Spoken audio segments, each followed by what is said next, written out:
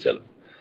So it's an honor for the Department of Sheikhul Alam Studies to have with us this afternoon a distinguished scholar of English language and literature, Professor Mudassir, or Mufti Mudassir Sahab, who is an extraordinarily brilliant research scholar insofar as his understanding and vision, his worldview, his value system goes with regard to multidimensional aspects of language and literature are concerned.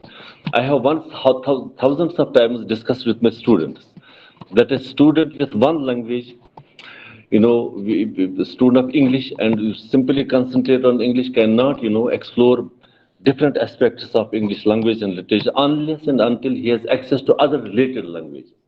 So he's the only person, to my understanding, as on date, that who has understanding of the other related language with special reference to Persian and Arabic. He has mastery over all these languages, and I'm sure he can speak, make presentations in these languages. To that extent, he has understanding of these languages. That makes his understanding, his writings, quite contrary to the works and the contribution that has been made by other scholars who simply concentrate on English language and English literature. So I welcome you, sir. I'm grateful to you for responding positively at our request to be with us to share your vision and thought with the scholars and those who are waiting online. I could not find a man more, preferably to chair the session, none other than Professor Manzoor Ahmad Bhatt Sahab, because he's a professor of Islam studies. He has been there for decades together, and he's expert on Kashmir, Islam, special reference to multidimensional aspects of Islam, and he'll be teaching the same subject. I am equally grateful to you and welcome you, sir, to the department. So I don't know much about this. The theme of Professor Mufti Mudassir Sahab is Islam in Kashmir, contesting the scriptural popular dichotomy.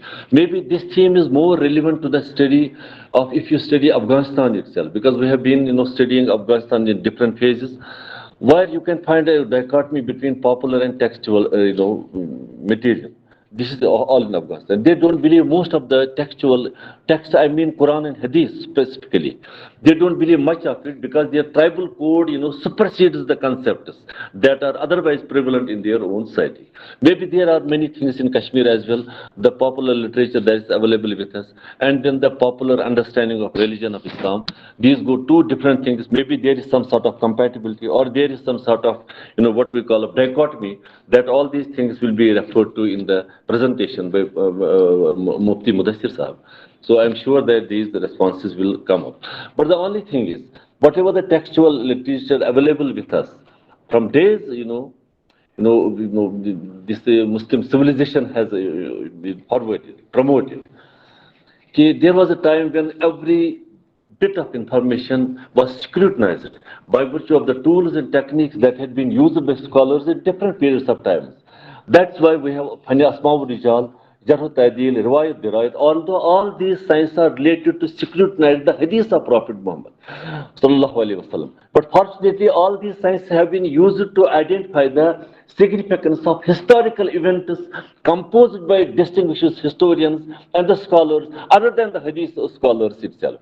Such type of studies are not going well, therefore there may be some sort of dichotomy. The only thing that I have often I will discuss with my students, with that I will conclude, is that what makes distinction from Muslim writings to other popular writings, the only thing of those golden period of Islam is that they believed in three things. Number one, they believed that the Islam is the religion, God-oriented religion, Quran is the book of Allah, and universe is the creation of Allah. As such, the scientific investigations did not remain mere investigations for those people, but became a sacred duty for all those people. That was sacred duty. Consequently, whatever the information that has been incorporated, collected, scrutinized, so that was by virtue of the such insights that had been referred to. So with these words, I'm highly grateful to Professor Mufti Mudassir Sahab, Professor Manzoor Ahmad Bhatt Sahab, Director Shah Hamdan Institute of Islam Studies, our distinguished scholars and our faculty members and all our friends from different parts of the university who have been with us, and especially those who are with us online or on online mode. So I welcome all of you, and with these words I will request, with the permission of the chair, to Professor Mufti Mudassir Sahab to formally come on the dais and make his presentation and share his thoughts with the audience. Professor Mufti Mudassir Sahab. इथे तो even you like.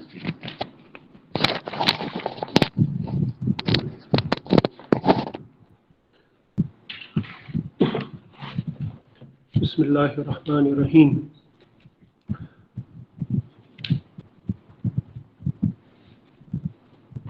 Thank you very much, Professor G.N. Khaki, for providing me this opportunity to be here with you today and to say something about the topic that I have to speak about. As you already know, the topic that I have chosen is Islam in Kashmir, contesting the scriptural popular dichotomy. Now, I had thought that I would straight away come and talk about Islam in Kashmir with reference to Kashmir, but then I thought that I first of all need to build my argument. What exactly do I want to do, and how do I want to proceed? So I have just, in order to make my presentation more accessible, I have tried to divide it into two parts. In the first part, I would be talking about certain general ideas, so that you are able to follow what my aim is. And then I'm going to say something about with specific reference to Kashmir history and Islam in Kashmir. Now, obviously, I'm talking about religion. Islam is a religion. I'm not going to go into the problem of what sort of religion is it, what kind of category it fits into, and all that. I start with this idea that when we define Islam, let us put it like this: when we say Islam, when we use the term Islam, what exactly do we mean? Since most of us are born in the religion of our parents, we do not actually choose to become Muslims or Hindus or Christians, except in cases of conversion. We tend to follow the religion which has been passed on to us by our parents. So we don't have to make that choice in that sense, as is to be made by people who make a decision to convert from one religion to another religion. So what usually happens is that we find ourselves, when we grow up and we start thinking, we already have an identity. We have a name. We have a Muslim name or a Hindu name or a Buddhist name. And we already identify ourselves with that community to which our family belongs. Then some of us, at some point in time, ask this question to themselves, that why am I a Muslim? Why am I not something else? As I said, that only very few people do that, because if large majority of people start doing that, then we will have a lot of chaos and confusion in the world. So thankfully, most people follow the religion of their ancestors. I'm not saying this in a very judgmental sense. So we at one point start asking this question, if we do it at all. Then we try to understand our own faith. And this happens to all intelligent people. This has happened, I'm sure, to most of you who are listening to me. Then, talking specifically about Islam, we say that, okay, now what is Islam? Islam is a name given to a religion which comprises a set of beliefs and certain practices. This is what we call Islam. Certain beliefs and certain practices. Now, because we have the Quran with us, which Muslims believe is God's revelation to mankind, and which Muslims also believe that remains with us in the form that it was revealed. It is uncorrupted and undistorted. At least in its letter, it is the same Quran that was revealed to the Prophet ﷺ. We believe this.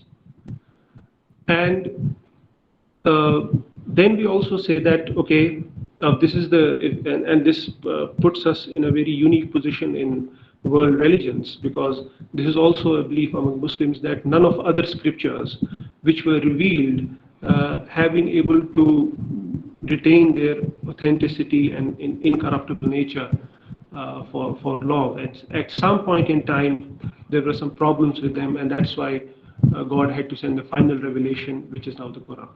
This is the Muslim faith. I'm not going to go into the discussion of why and how and whether or not. This is the Muslim faith. But immediately we realize that if that is true, that we have God's word with us, then why isn't Islam one? If there is one Quran and if there is one Prophet, and if this is so, then why is it that we have different interpretations? Why is it that we have different, we have variations? Why is it we have sects? And I'm not talking about contemporary times. I'm talking about since the first century or the second century of Islam.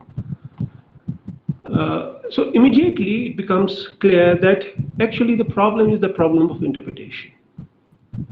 Different sects have interpreted certain things in a way which led to the formation of these groups or these schools of thought, which did not agree with each other on certain grounds. So immediately we realize that what we call Islamic perhaps is not as monolithic as we would have perhaps wanted to think. There is diversity. It is a historical fact.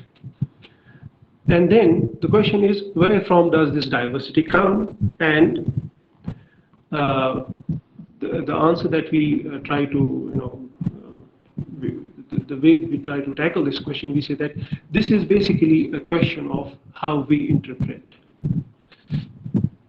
And this difference of interpretation has been there since earliest formative years of Islam, Islamic jurisprudence, Islamic theology. I think the first group that actually broke away from the mainstream Muslims was that of Khawarij during the time of Hazrat Ali. And they broke away very openly. Not only did they break away, they in fact justified war against mainstream Muslims on the basis of certain ideas which they thought were true and which they thought the others were not following. So immediately after this, what happens is that when there is this proliferation, now Khawarijis are the first group, then they are followed by so many others, and then there are theological schools which start cropping up. So we have Mu'tazilas, we have Jabaris, we have Qadaris, we have other groups.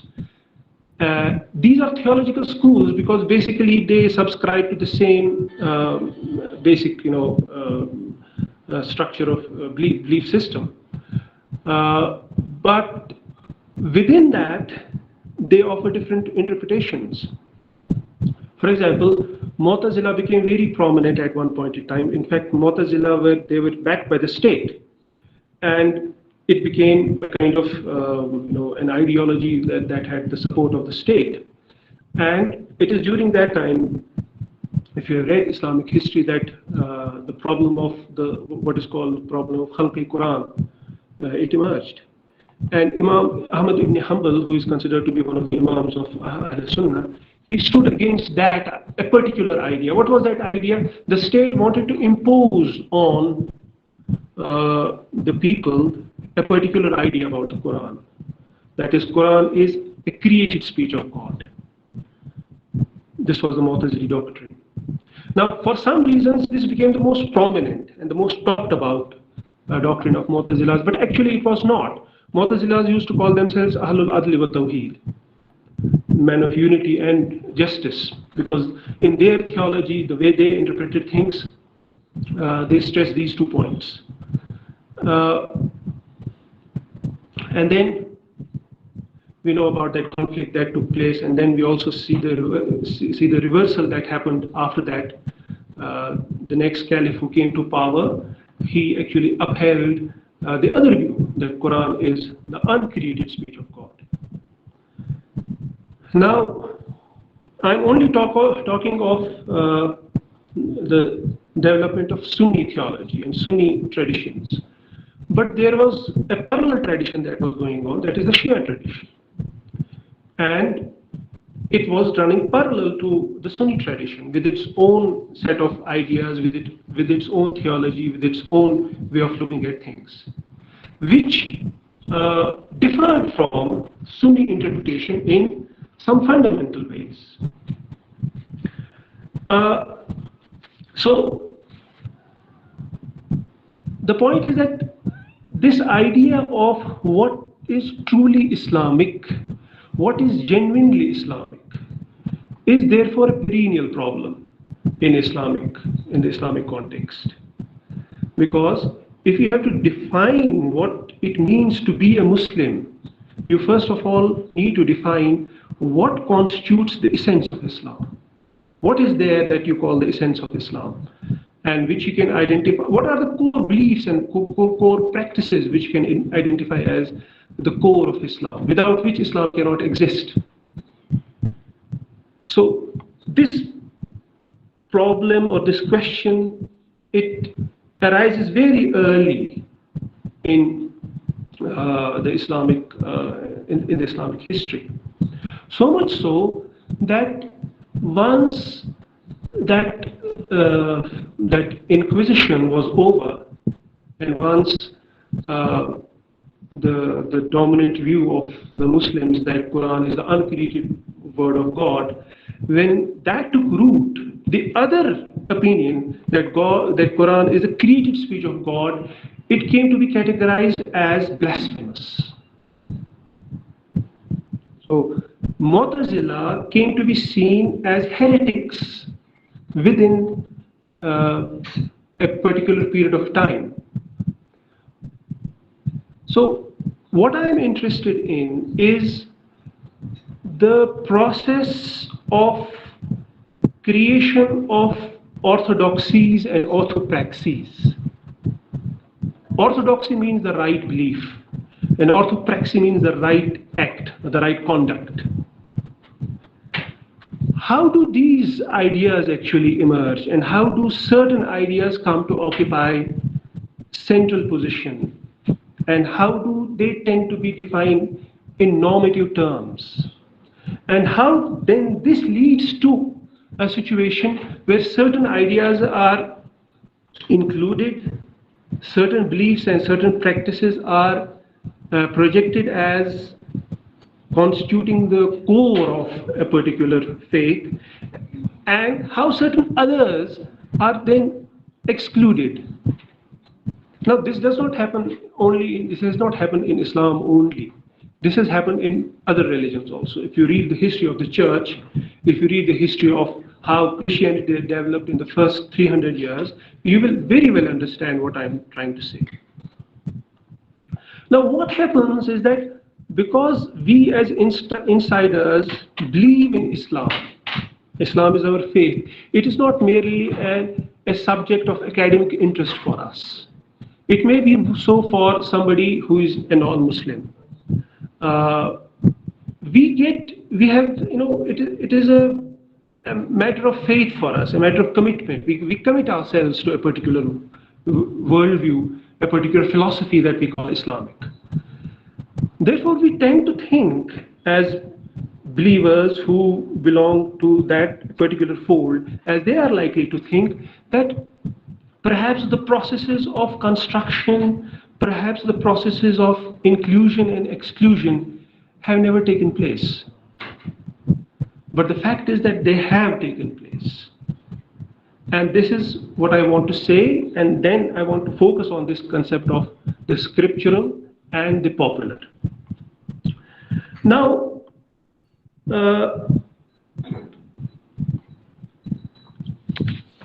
you see that after this Fitna Khalqi Quran, there is that anxiety to articulate in clear-cut terms what the divine message is. And that is why you have then concerted attempts made by Muslim scholars and Muslim thinkers to define what Islam is and to distinguish it from anything that could be called, un-Islamic. I'm interested in one particular thing. You see, this happens very early, even during the time of the fourth caliph, that is Hazrat Ali. As I said, that Khawarijis rose up against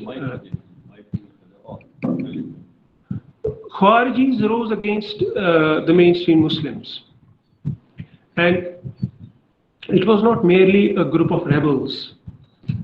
They had a particular theology which they tried to articulate and defend.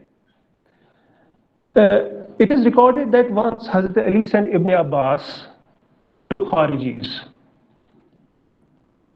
and he said to Ibn Abbas that these seem to be learned people, because Khawarijis were immersed in Quran.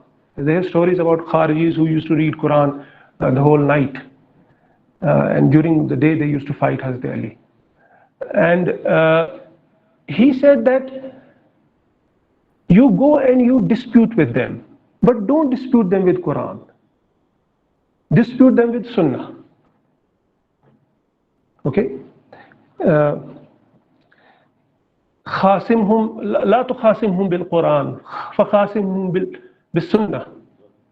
Go and, because you will quote Quran and they will rebut your argument by quoting Quran. So what is the way out? The way out is that you will tell them that you have misunderstood this verse of Quran because you are decontextualizing the verse of Quran. You are not understanding the verse in its proper context. This is the proper context. And what will Sunnah do? Sunnah will provide a concrete context to a particular verse of the Quran.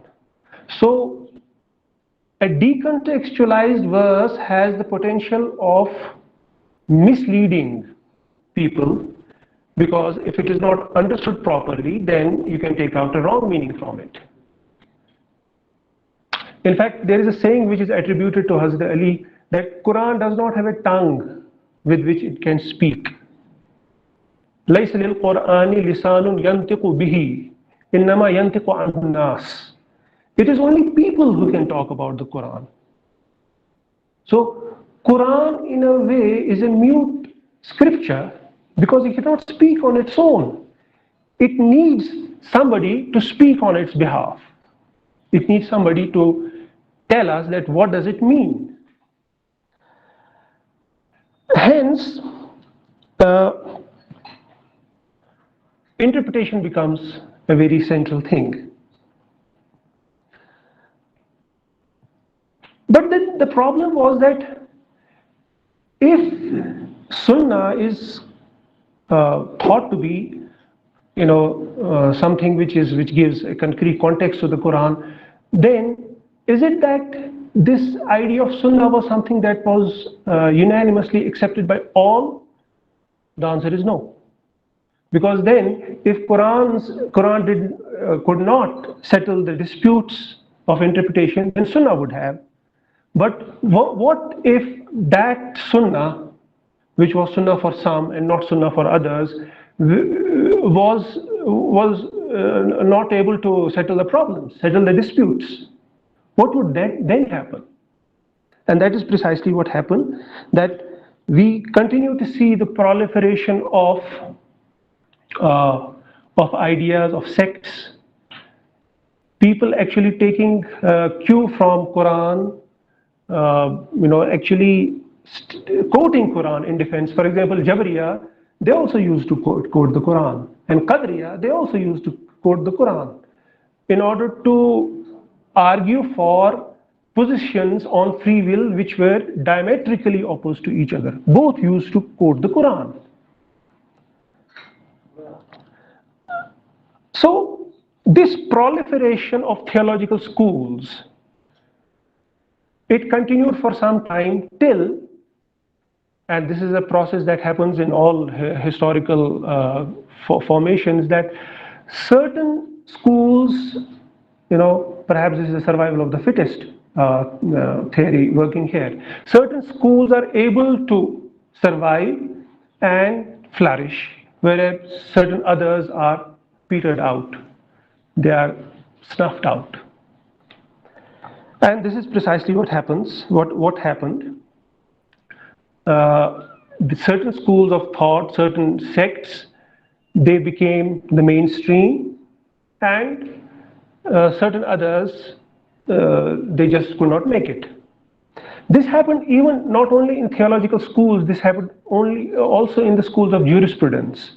If you look at the history of jurisprudence, you find that there were so many schools. Today we say that in Sunni Islam there are 4 schools. There are Hanafis, Malikis, Hanbalis, Shafis. But actually there were many more schools in those formative years which just could not make it because of one reason or the other. I can instantly think in the context of Kashmir, I can think of 2 such incidents, or two such things. One is how the Rishi Silsila was assimilated into the Sufi Silsila, and the other is how the Noor Bakhshiya order was assimilated into the Isna Ashari order. If you read the history of Noor Bakshiyas in Kashmir, and you will learn something very interesting about how their missionary activities took root in Kashmir, and then finally how that Noor Bakhshiya order gradually was assimilated into the Isna Ashari order. So the point that I want to make is that orthodoxies are actually formed through a process in which many factors come into play.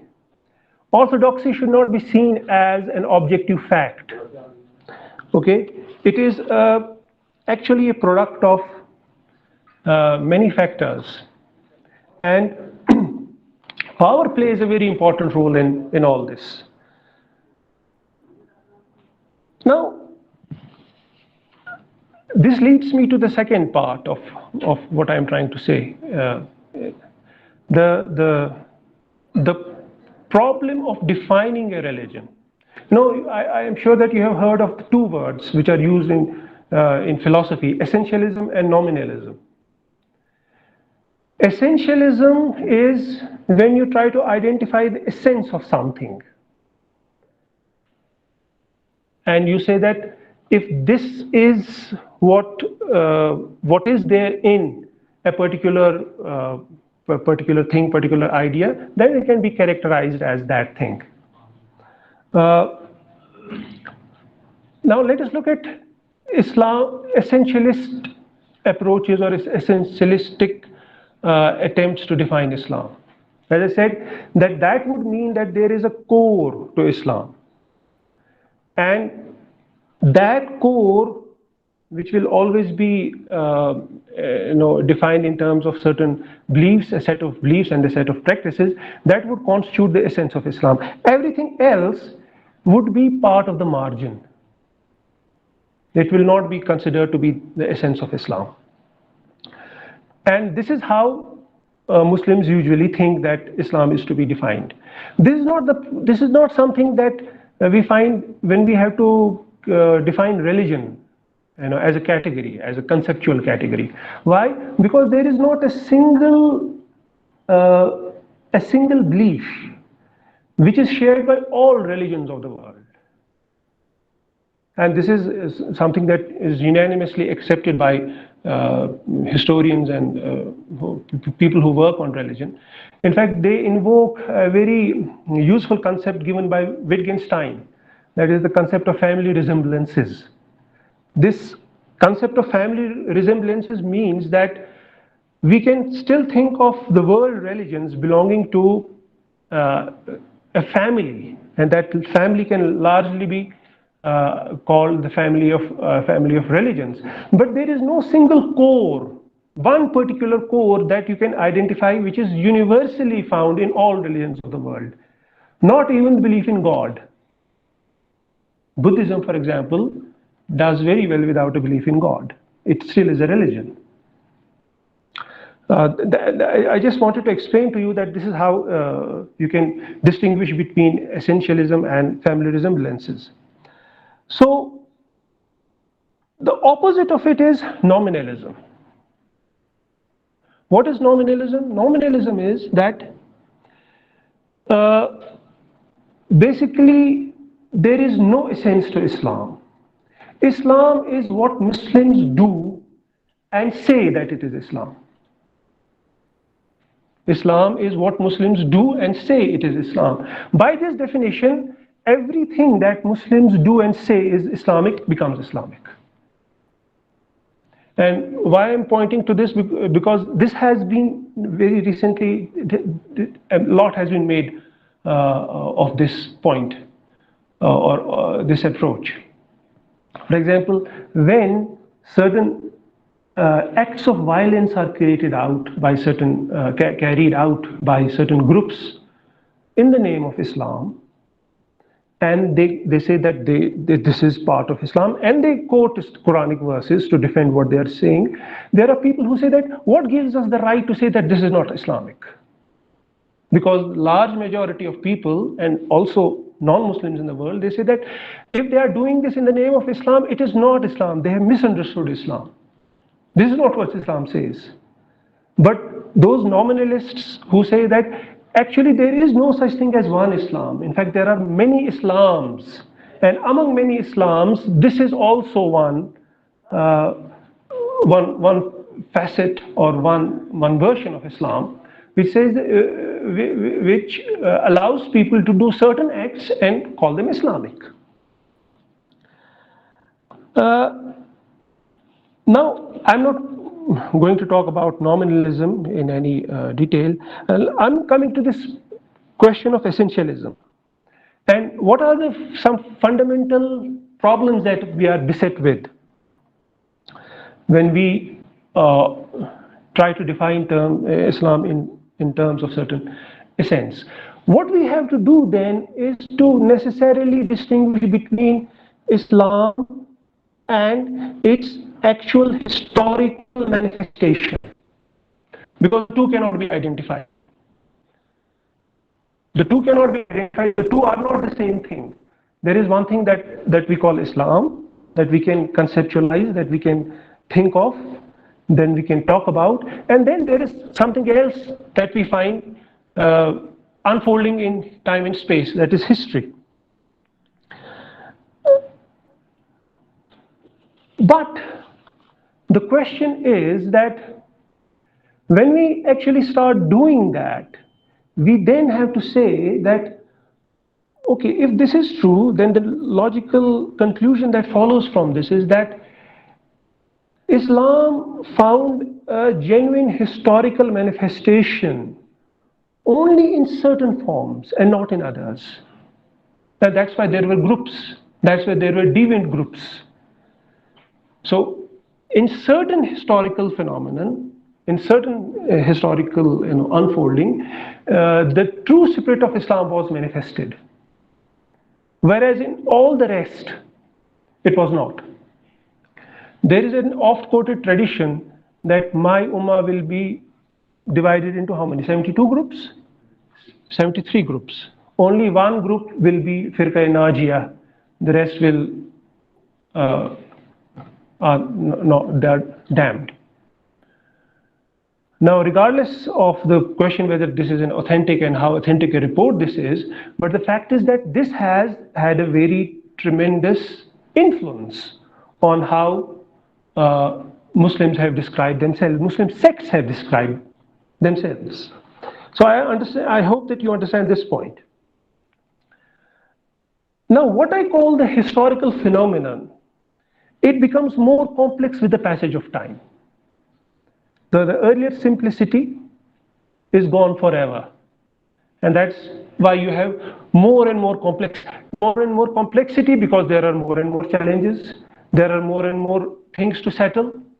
Things that were not there at the time of the companions of the Prophet, they emerged much later and they had to be tackled. It is said about Imam Abu Hanifa and his disciples that they actually settled down to create an elaborate fiqh, an elaborate jurisprudence, and in many things they, at many places, they were trying to fit the Islamic teaching to a changed context. This was taken by their adversaries as their weak point, as their defect, and that's why they were dubbed as Ahlul Rai and Ahlul Bidah even.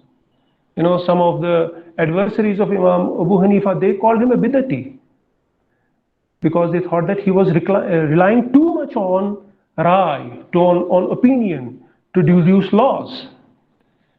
And because a new, a kind of new movement was emerging at that time that identified itself with the collection and the dissemination of the traditions of the Prophet. So they rejected everything that they thought was not coming in, that was not compatible with the way they thought things should happen. But keep that apart, the jurisprudence apart. I will come to what is my main focus today in this talk, that is tasawwuf. And this tasawwuf will enable me to link it with Kashmir, because the conceptual category or the paradigm in which Islam is discussed, and in fact should be discussed, pre-modern Islam at least, in the context of Kashmir, that is the paradigm given by tasawwuf. Okay, so its history is well documented. Okay, I'm not here interested in telling about what are the theories, whether it was the influence of Neoplatonism, whether it was something else, whether it was Eastern thought or whatever. But the fact is that it did become a very important current in the Islamic intellectual history. When Ibn Arabi constructed his system of speculative metaphysics, what happened? He became controversial, of course. There were some people who rejected him, but there were some others who eulogized him, who celebrated him as Sheikh Akbar. And his ideas actually inspired hundreds and thousands of people, hundreds and thousands of poets and writers. Now, the question that I am trying to ask is that how Islamic was Ibn Arabi's speculative metaphysics thought to be? And if it was not Islamic enough, how did it actually become a very important component in mainstream Islam? I'm not talking about the fringes. It's not a question of a few people, a few hundred people, a few thousand people holding on to some ideas which did not gel well with the orthodoxy. I'm talking about a substantial portion of Islamic population. What happened? And how Islamic should we consider the poetry which was inspired by Ibn Arabi's thought?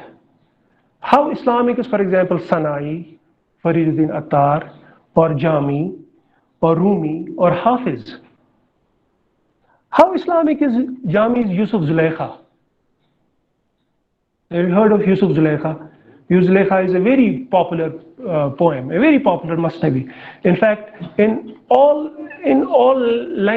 Islamic languages, you have some version of Yusuf Zulaykha. Even in Kashmiri, you have Yusuf Zulaykha. How Islamic is Yusuf Zulaykha? Now you would say that, in certain things he is Islamic, in certain things he is perhaps not Islamic. But look closer. What is Jami doing? If you have had the fortune of reading that Yusuf Zulaykha, it is a love story. And yet it takes inspiration from the Quranic account. Okay? Now the Quran calls it Ahsan al-Qasas, the best of stories. نحن نقص عليك أحسن القصص بما أوحينا إليك هذا القرآن. We are going to recount to you the best of the stories. And it calls it a moral tale. لقد كان في يوسف وإخوته آيات للسائلين. It is a tale with some moral with some moral purpose. What does Jami make of it? He makes it a love story. The story that ends in the union and marriage of Yusuf and Zulaikha, which is nowhere there in the Quran. What about Zulaikha? If you read the Quran, the only impression that you get that she was a dangerous seductress, schemer. But that is not how Jami presents Zulaikha. Okay? Zulaikha is presented as a symbol, epitome of craving for beauty. Husn and Ishq, these are the two important themes of Yusuf Zulaikha. And in fact, I'm interested in the prologue to Yusuf Zulaikha, which is very interesting because in the prologue to Yusuf Zulaikha, Jami actually lays the foundations of his metaphysics, which of course he borrows from Ibn Arabi and others. And that's really very fascinating. What is he saying there? He's saying that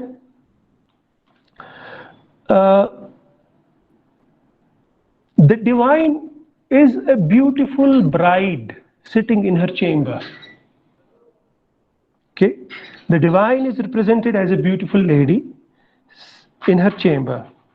What is the lady doing? The lady is contemplating her beauty in the mirror of the universe, which owes its existence to no one but itself. I hope you understand what I'm trying to tell you.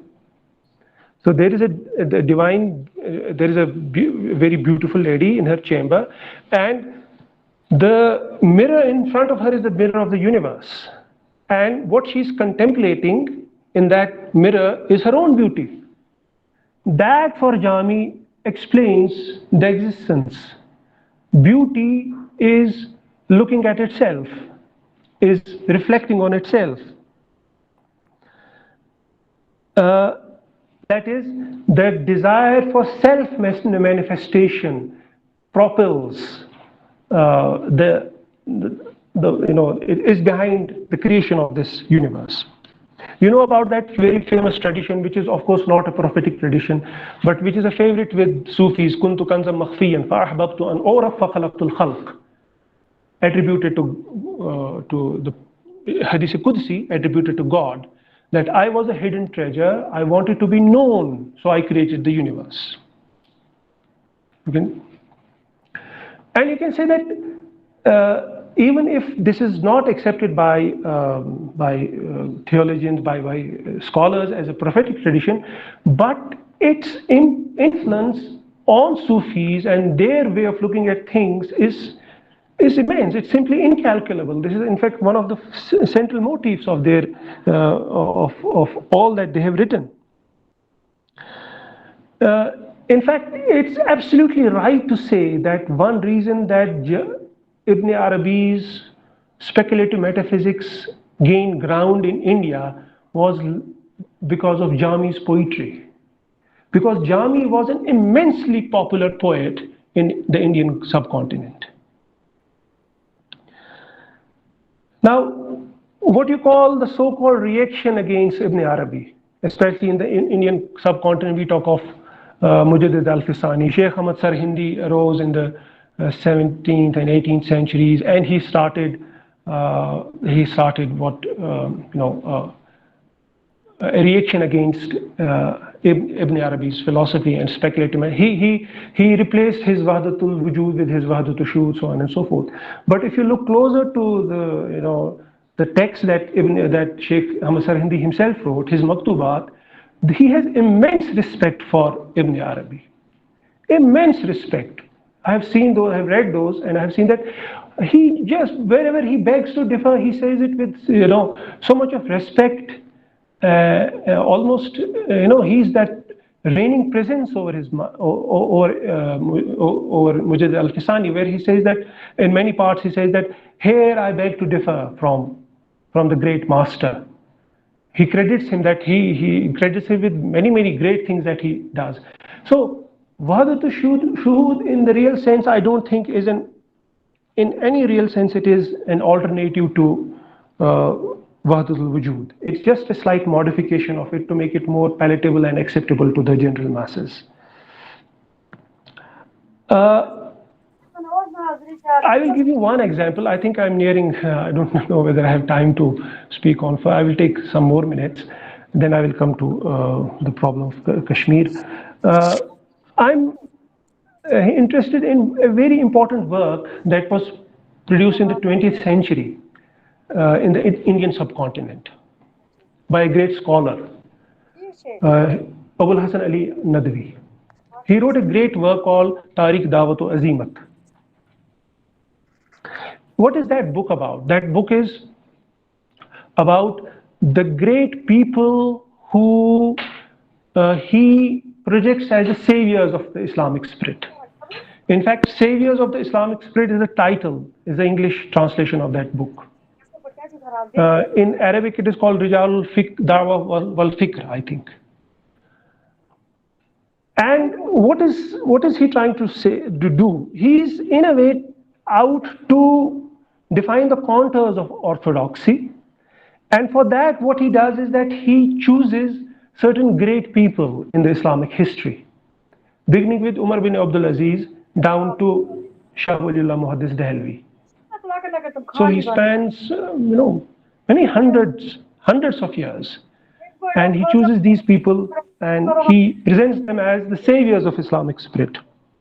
So you have Imam Ghazali, in fact you have Ahmad bin Hanbal and the Inquisition, Fitna Khalq Quran. Then you have Shaykh Abdul Qadir Jilani, then you have Imam Ghazali, then you have other followers, then you have Ibn Taymiyyah, who is talked about in glorious terms. Then finally you have Mujaddid al-Fisani, and then you have Shah Waliullah Muhaddis. In between I have not talked about many other names, but there are many other names as well. But what is interesting to me is that there are some Sufis also. There are Chishtiya Sufis of the Indian subcontinent. There is Muinuddin Ajmeri, there is Nizamuddin Awliya, there is Bakhtiyar Kaki. Okay? And they are also presented as the saviors of Islamic spirit. He insists that they were followers of Sunnah, so on and so forth, but he just cannot turn a blind eye to the fact that they were Sufis, and they were Chishtiya Sufis. Had they been Naqshbandiya Sufis, perhaps we would say that they did not subscribe to certain heretical beliefs, but they were Chishtiya Sufis who were committed to the idea of Wahdatul Wujud. In fact, if I remember correctly, this is a book that I have read about 25 years back. He says that one of those Chishti saints, I don't remember whether it was Nizamuddin Awliya or Bakhtiyar Kaki, he used to faint repeatedly just a few days prior to his death. When the Qawwal used to sing Kushtdane Khanjare Taslim Ra Har Zama Az Ghaib Jani Digarast. He used to faint repeatedly, hearing this Qawwal saying this, singing this, uttering this verse. Okay, but he does not talk about Ibn Arabi. Ibn Arabi is not one of the saviors of Islam, according to Abul Hasan Ali al-Nadwi. In fact, in the chapter that he devotes to Ibn Taymiyyah, he praises Ibn Taymiyyah for his polemical stand against the deviant groups, against Ahlul Bidah. Okay? Now, what is the point that I'm trying to make? The point that I'm trying to make is that the way we actually look back at history and the way we actually think of the normative and the non-normative, the scriptural and the non-scriptural or the popular, is always ever effort, it is always a construction. I have only talked about Sufism in detail. Otherwise, if you talk about jurisprudence, you can say this, you can come to the same conclusion. If you talk about philosophy, the general story that we are given about the birth of Islam, philosophy in Islam, we are told that there was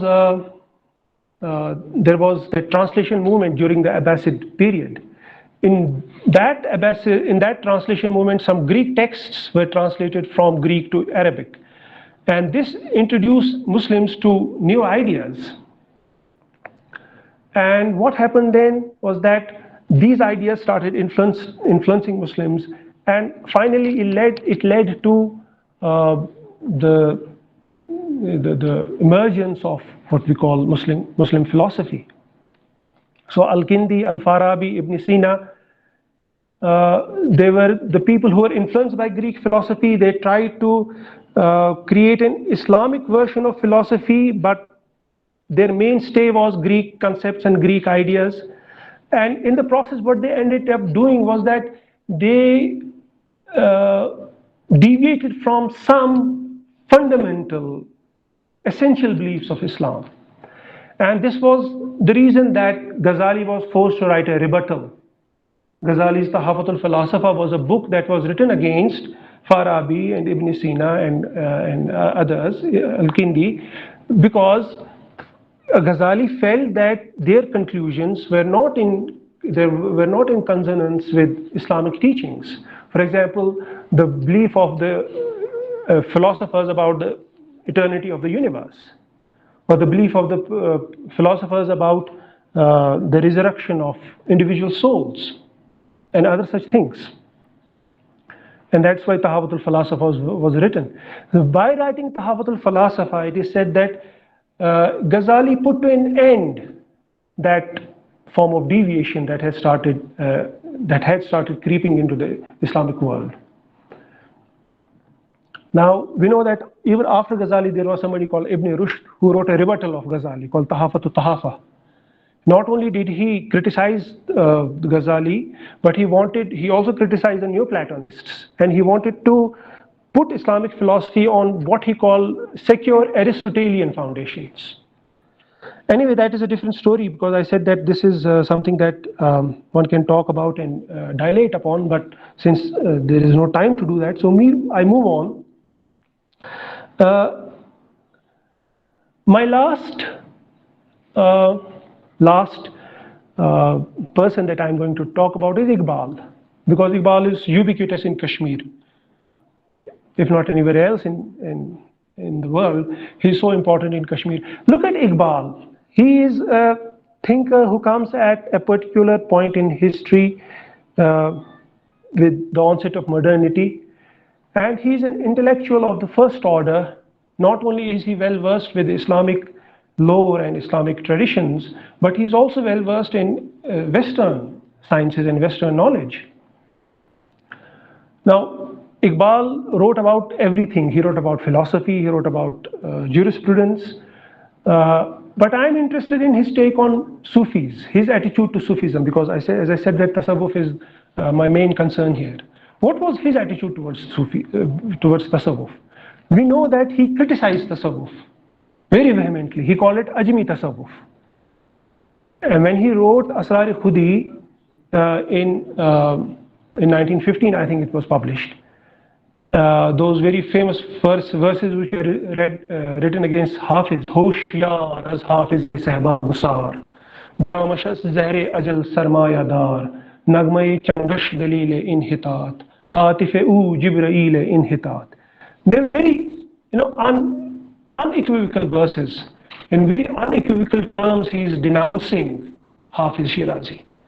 He is doing so because he thinks that the kind of attitude that this encouraged in Muslims was that of inaction. Iqbal's philosophy was that of action. It was nothing if not action. So he thought that Sufism ultimately had been a negative influence on Islam. And of course, we know that there was a lot that happened. There was his friends. Some of his friends wrote telling him that he should delete those lines, and in fact, he did delete those lines in the next edition that he published. But that is not the only thing that he said about Sufism. In fact, in one of his letters, he says that I have read Fusus al-Hikam of Ibn Arabi. There is nothing but blasphemy there. Okay? Then you would expect Iqbal to have distanced himself from tasawwuf and to have, went on writing a kind of, a poetry which does not fall back on tasawwuf, but you find the opposite of it. Iqbal's poetry is informed by tasawwuf. So much so that you are puzzled that how is it that this person is saying that thing there and yet he's saying something very different here. I'm interested in what he says about Mansur Hallaj. Mansur Hallaj was a very controversial figure in Islamic history. In fact, he was executed, about that story, what happened to him in Baghdad. He was executed by the forces of orthodoxy, by forces which define themselves as orthodox. But he was eulogized by Sufis, he was eulogized by Fariduddin Attar, even by Rumi, Iqbal's peer. He was eulogized by these people, by Hujwiri, by Rumi, by Fariduddin Attar, by others. And this is what Iqbal says about Ana al-Haq, which seemingly is a heretical statement. This is what Iqbal said. He said that Ana al-Haq is the infinite entering into the living embrace of the finite. Ana al-Haq is the infinite entering into the embrace, into the loving embrace of, throughout history of Ana al-Haq, the posthumous history of Ana al-Haq, I have not seen such a profound and such a statement that celebrates Ana al-Haq, the infinite entering into the loving embrace of the finite. So how is it that a voice that was called and rejected and in fact punished as a heretical voice, how is it that that voice comes to occupy an important place in mainstream intellectual thought? The reason is that what is assumed to be scriptural does not basically have fixed boundaries. It is not a finished product.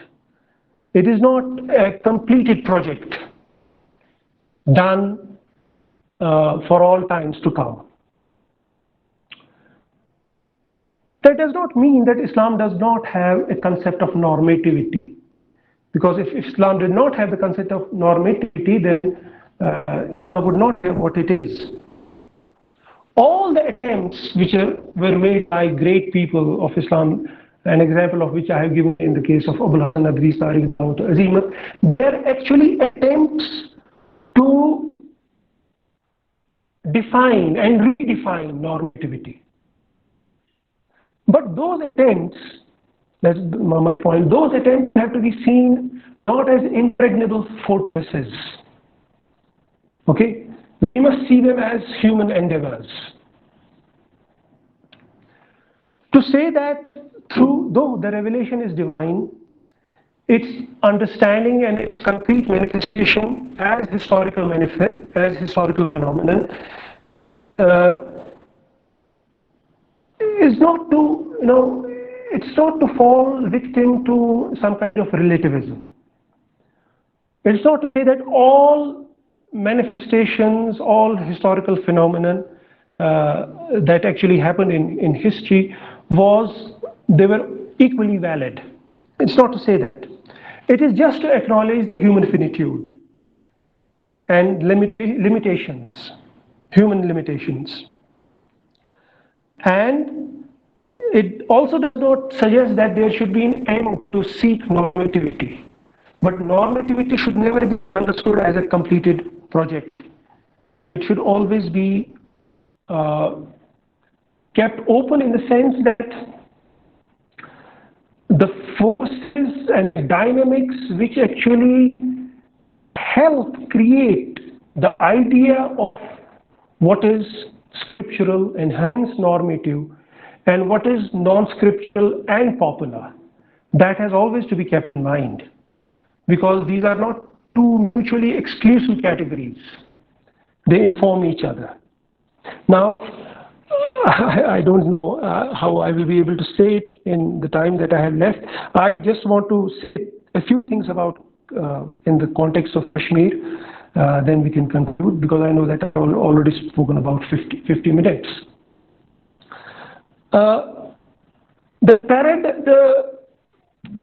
The most important paradigm in the Kashmir context is the paradigm of Sufism. Everybody knows this, and rightly understood to be so. And that's why I'm focusing on it. Now, if you look at the scholarship that has been written on Kashmir's transition to Islam, you will find that there are works which have been done by professors of our university, like Professor Abdul Qayyum Rafiqi, like Professor Ishaq Khan, like Professor Ashraf Wani, and others.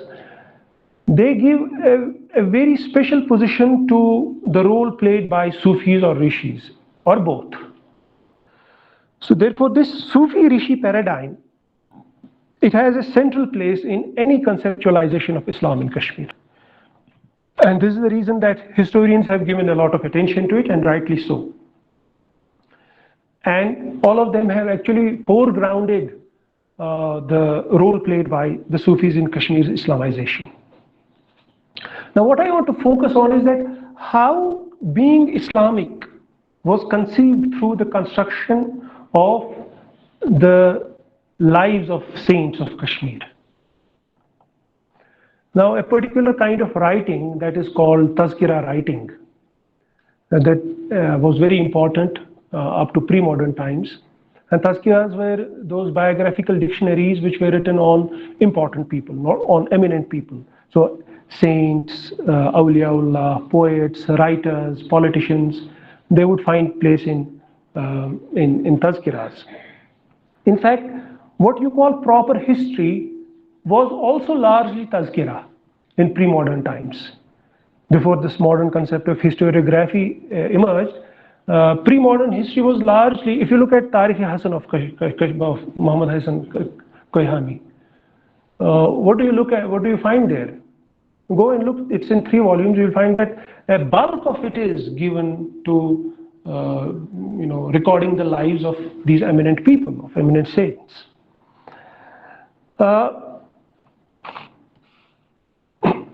Now, there are these Tazkiras of the Sufis and Rishis of Kashmir, and they are read as histories even by historians, which is something that one can only regret, because they basically have not to be read as histories, at least not as unproblematical accounts of lives as they were actually lived. That does not mean that they were merely pious fictions. They were not pious fictions. But to regard them as, as windows to actual lives of the people that they purportedly talk of is not correct. What I think is that we must pay attention to these texts, but only as texts mediated by certain ideological forces which were very, very much present in the context in which they were written. I can give you some examples just very briefly. Do I have 10 more minutes? Huh? I think I will try to sum it up in 10 minutes, because I had just 1 hour and I think taken more than that. What I want to say is that look at the life of Sheikh al-Alam, for example, since we are in Sheikh al-Alam chair. What do the accounts of Sheikh al-Alam's life tell us? A fascinating work and a very important work is by Muhammad Ishaq Khan, that is Kashmir's transition to Islam, the rule of Rishis.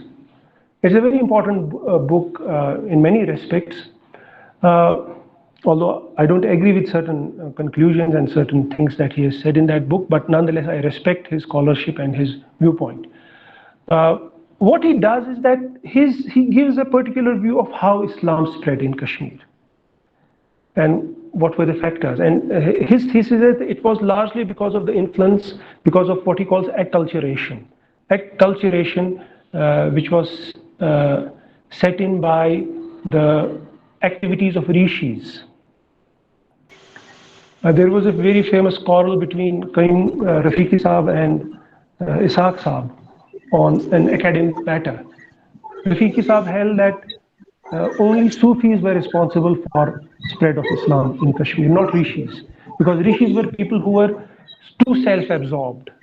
They were only interested in self-purification. They had nothing to do with the outside world.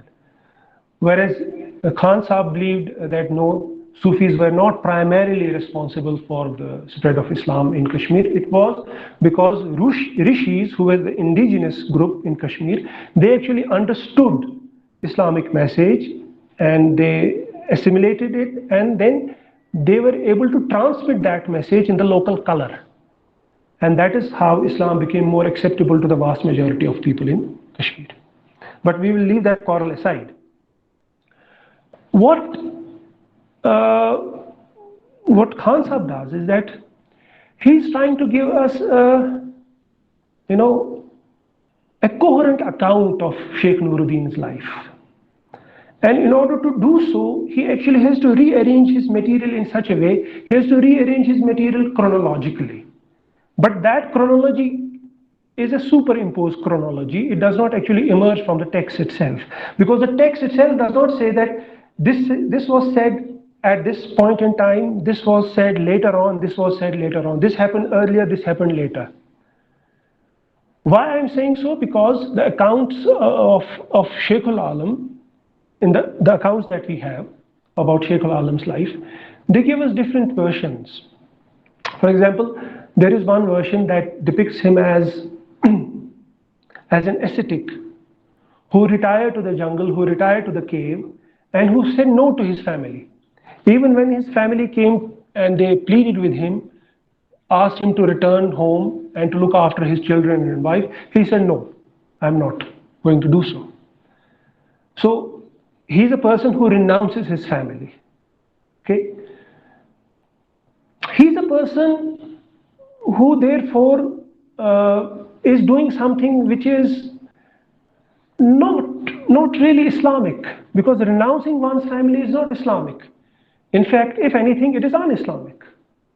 Even if you ask a scholar today and ask him his opinion about, you want to serve God and you want to retire to a cave and you want to abandon your family, and you don't bother about how your family gets its bread, what will you be told?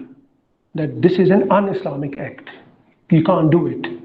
But it is precisely this un-Islamic act that Sheikh Nuruddin Wali is supposed to have done. We have records that they say, yes, he did it. Then there are accounts, and then there are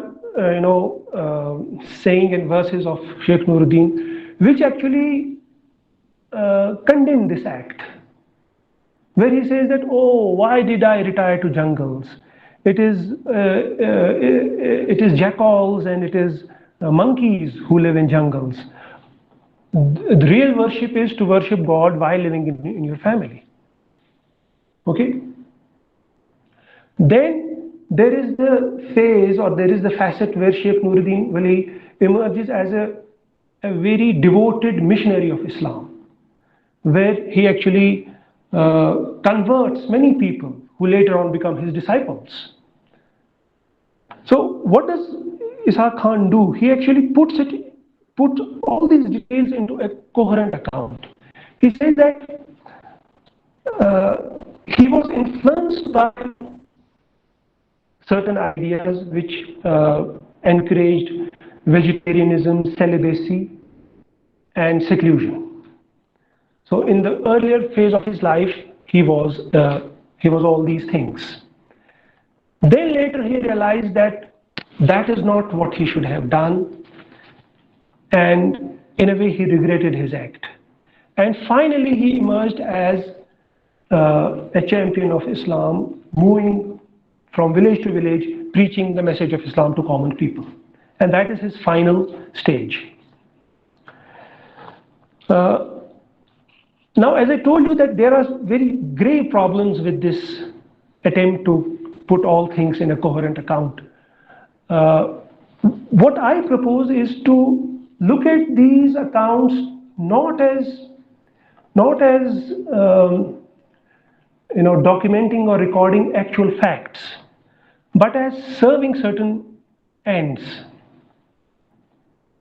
What I mean to say is that a particular perception of sainthood is created at a particular point in history in Kashmir, which is a point of transition where one religion is slowly replacing another religion. And it is in this context that a new Muslim self-perception comes into existence. So, if you look at things from that point of view, I think many things would be solved, but unfortunately I don't have time to say about. I will just conclude now. These are the last 5 minutes I will take. I will just conclude by telling you that something very interesting also happens in relationship with rishis and Sufis in the Islamic context. See, rishis were a people who were already there in Kashmir prior to the coming of Islam. There were Hindu rishis here, Buddhist rishis here. They were the people who used to cut themselves from social life, and they used to live in jungles or far off places, and supposedly they would devote themselves to the service of God. So what happens when Islam comes? When this rishi order is already here. When Islam comes, this rishi order then starts getting anxious. Because why? Because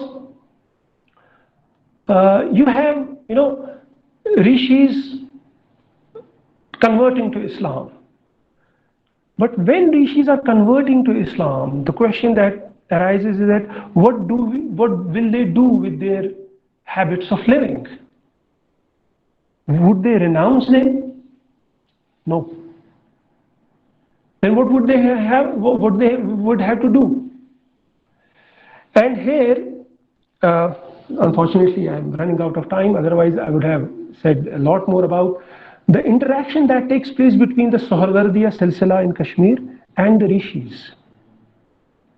That tells us something very, very interesting about how this dynamics of the normative or the scriptural and the popular plays out in the Kashmir context. So what happens is, just I'll say this and I will conclude. What happens is that in Soharwardiya texts, you have instances where, number one, you find that certain acts of rishis are justified as not being as un-Islamic as they are thought. Even when Baba was the writer of Tazkiratul Arifin, Nasiruddin Ghazi. When Baba Nasiruddin Ghazi writes about the word rishi, he says that it is actually derived from Quran. Now look what he is doing. The word rishi has a pre-Islamic origin and currency. But he is actually saying that this is derived from Quran, that surah verse of Quran in Surah Araf. What is that verse?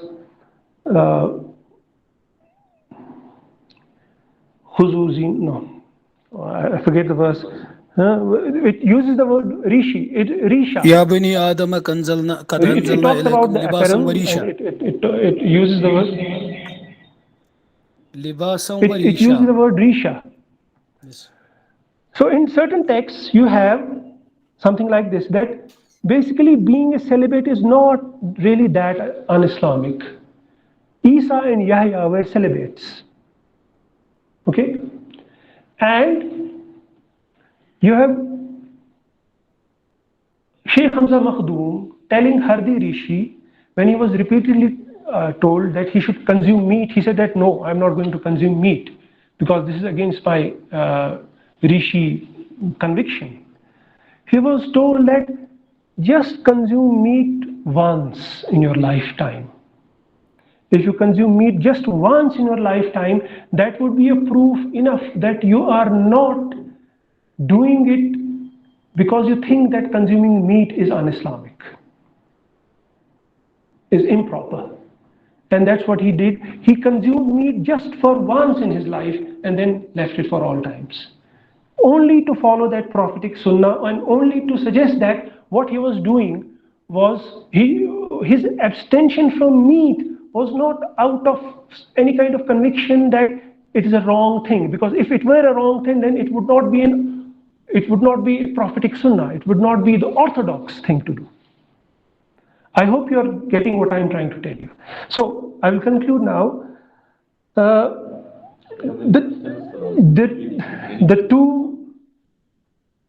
two have always interacted. They should not be seen as mutually exclusive categories. They inform each other.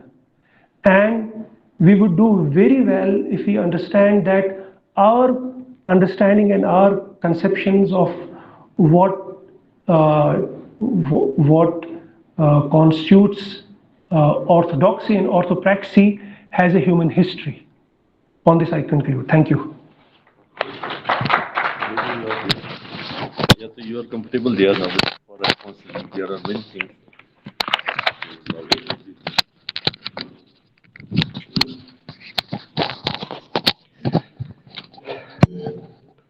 Thank you, Dr. Mudassir, for your thought-provoking lecture. It has sensitized us to certain aspects of Kashmiri Islam that we have rather comfortably chosen to overlook or not thought sufficiently enough. Now the session is open for open discussion. The audience, including our online participants, can make observations, provide comments, and besides and importantly ask relevant, precise, to the point questions in the light of Dr. Mudassir's talk. If any participant have... Let's start from the online observations whatsoever. Anybody if there is there? They have to raise Altaf Hussain Yattu has raised a hand. Altaf, please. On the hor. You just keep it here. So you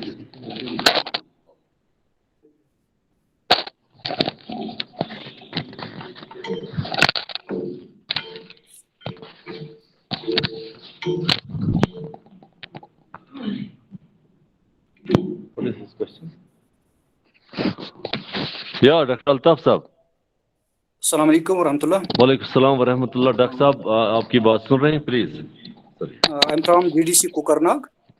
जी जी. So my query is that was there any interplay of ideas from Wahdatul Wujud and the Advaita monism of Kashmiri Shiites? Was there any interplay of these thoughts during the process of Islamization of Kashmir between the Sufis who poured into Kashmir from Iran and Central Asia and the local Shiites? So what I can I? Okay, so what I can say to this is that what would constitute an evidence that there was? See, the point is that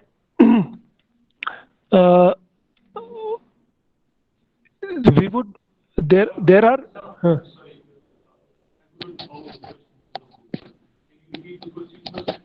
the question is that was there any interface, was there any interrelationship between Wahdatul Wujud and Hindu philosophy, Advaita Vedanta? So my answer to that is that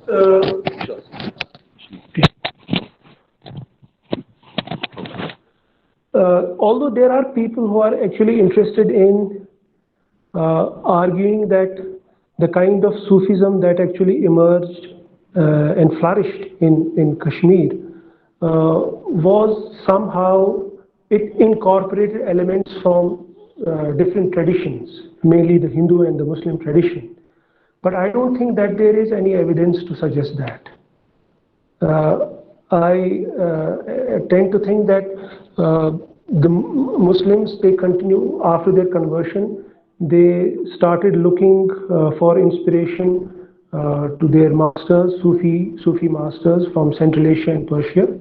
And the Hindus, they continue to write in their own tradition. In fact, in Persian, in Kashmir, you will come across many works written by Hindu scholars on many facets of Kashmir Shaivism and other related philosophies. So I don't really think that there was any interaction and it led to any kind of any fruitful product.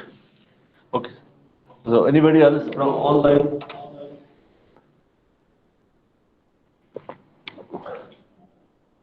Yes.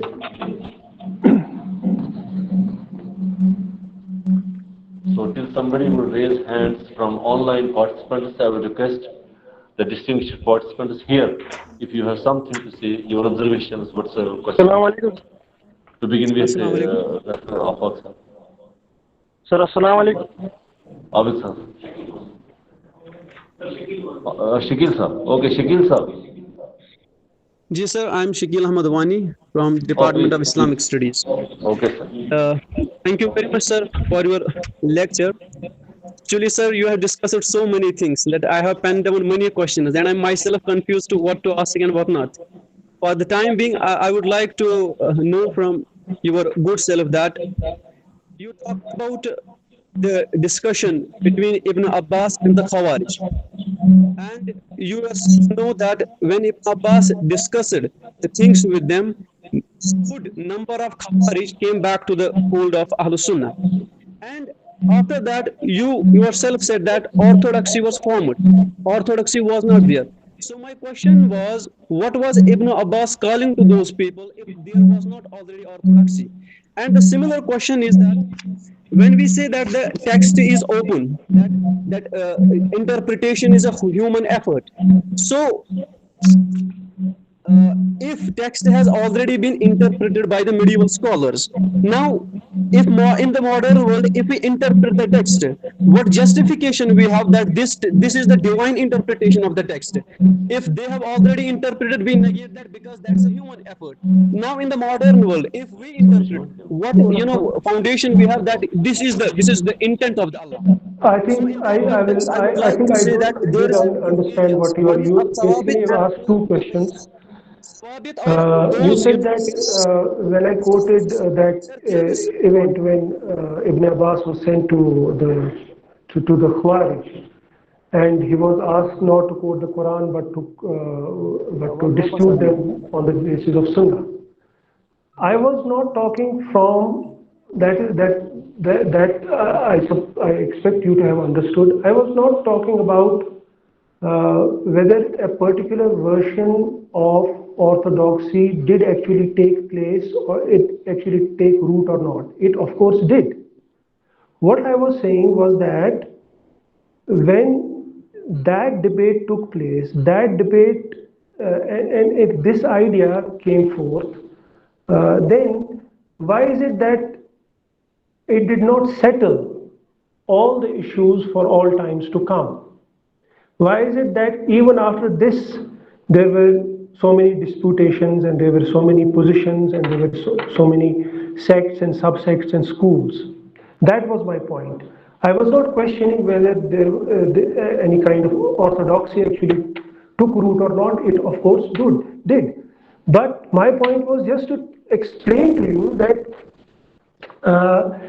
even there was no unanimity on what constitutes Sunnah among those different factions and sects.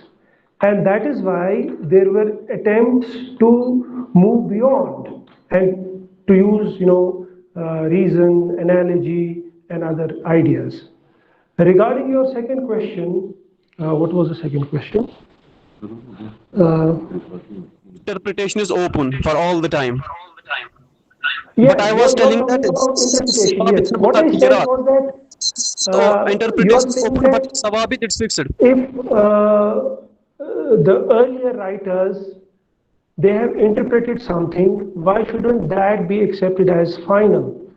Well, I didn't broach that matter, whether it should be regarded as final or not. I was actually talking about something very different. I was saying that once a revelation comes and we have that revelation, we must now understand that our attempts to interpret that revelation, it can take various forms. And one of the forms that it has taken in history is that it has created the categories of normative and non-normative, of orthodoxy and heterodoxy. Okay? So, the point is to understand that understanding any divine text is a human effort.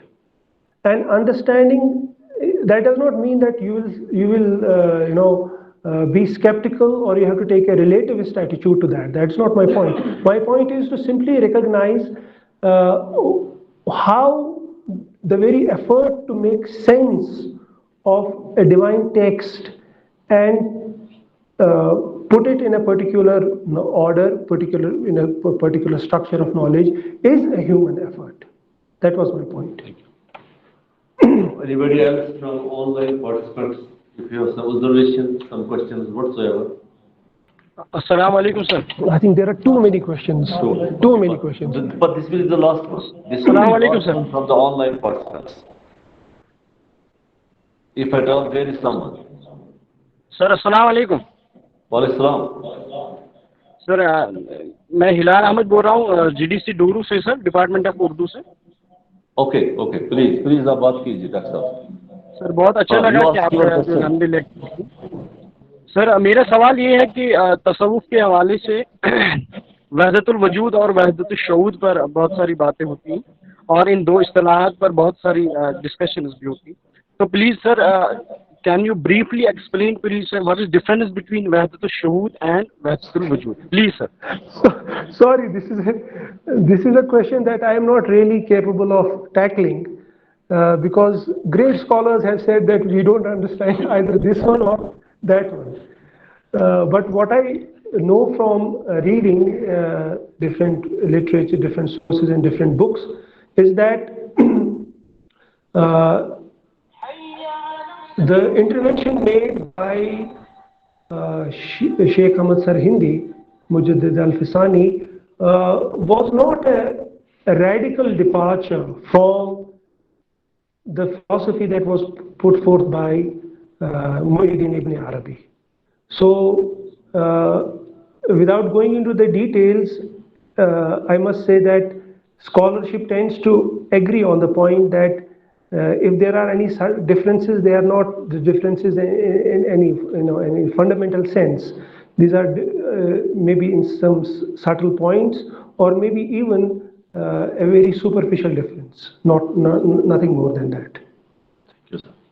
So, anyone from the audience here, if somebody has something to say?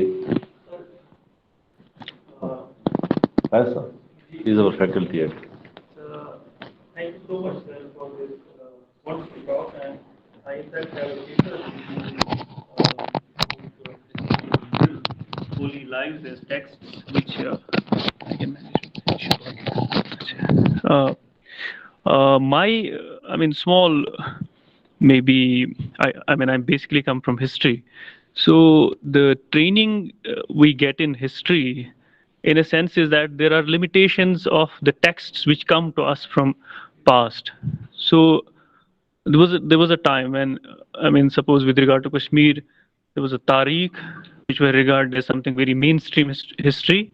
Then Tazkira was kind of a second grade type of history. I think now it's done away, which is, my point is that, is it too much to ask to the hagiographical literature, Tazkira literature, if we, expect that they would deal with the mundane and, let's say, something bordering on profanity, because they locate themselves within a very moral, domain, and the type of, the writing it's very reverential. So I think is it like our kind of expectation to expect that they would not be the exact lives of people who they deal with when you say that and these are ideal positions or ideal situations created because as I said that there is limitation of the text which come from us. So it's a very dynamic process. I think it's remains what we call as koshish na tamam, but then the koshish has to be there. Thank you. Yes, you're absolutely right that we have to understand the efforts made by these chroniclers, these hagiographers. But in order to understand what they were doing, we first of all also have to understand that their purpose was not what you expect a history to do, because they were not outright histories. They were not even outright biographies in the modern sense of the word. They were primarily interested in creating images of piety, images which on the one hand would be models of behavior, but on the other hand, because of their level, would also be inevitable. So this tension, you will find that this can actually inform all these hagiographies, that they are talking about lives, near ideal lives or perfect lives, saintly lives.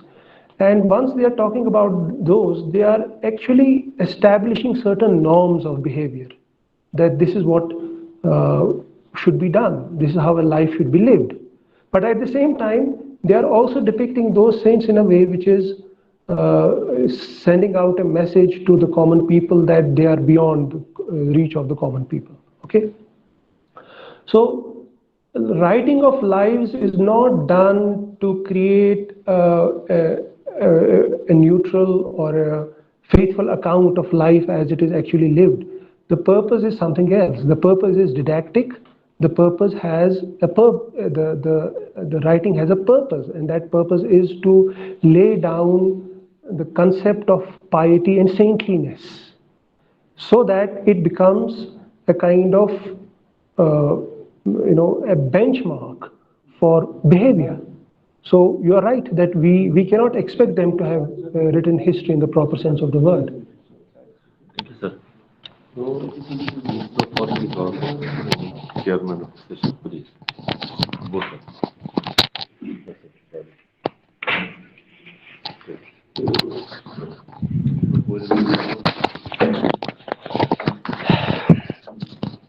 Now, I love to invite my teacher, Professor Manzoor Ahmad Bhatt, Director Shai Hamdan Institute of Islamic Studies, for his remarks about the lecture delivered by our guest speaker in the capacity of the chairman of the session.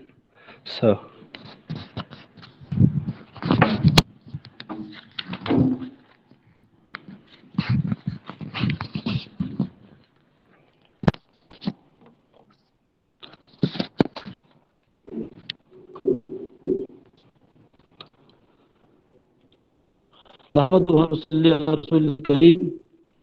أعوذ بالله السميع العليم من الشيطان الرجيم بسم الله الرحمن الرحيم Assalamu alaikum wa rahmatullahi wa barakatuh.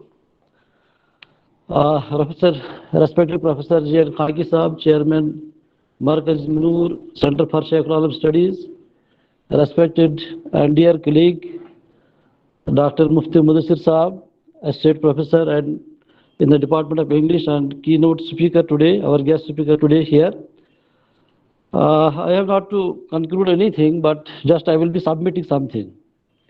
I will be submitting something to the learned speaker, to Professor J.N. Khaki, our audience who are in the offline mood and those who are in the online mood. Regarding this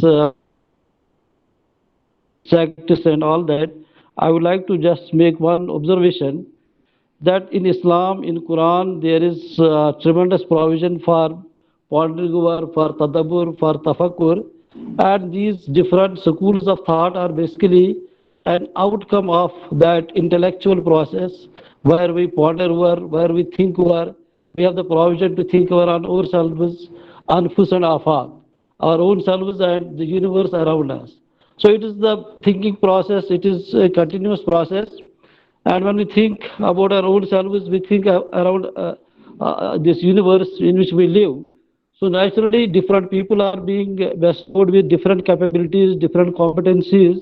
So naturally, they come up with certain diverse comprehension regarding different processes which are taking place around us in the physical world, in the spiritual world, whatever the experience they have got. So therefore, it is an outcome of that, and I hesitate to use the term sects. These are not sects. Basically, we have different schools of thought. Even if we refer to the juristic schools, so I say that it is the Hanafiya school, Shafi school, Hanbali school, Maliki school, Jafari school. I am not excluding the Jafari school. Please see who was the teacher of Imam Abu Hanifa Rahmatullahi Alayhi. So therefore, we are unnecessarily creating such barriers that they were probably at daggers drawn with each other. So it was not something like that. It is simply the problem. It is simply the issue of understanding and comprehension in a particular perspective and within the capacity and competence which every individual is having. That is not uniform among all the individuals.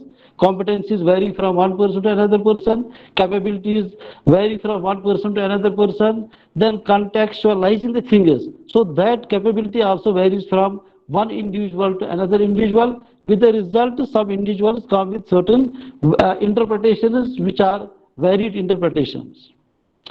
So that is regarding that, sir, you pointed to the creation of different coming into existence of different schools, theological schools and all that, like Khawarij, Jabaritis, Qadiritis and Mu'tazilites and all that. So my simple observation on this is that we have to look it in a proper perspective.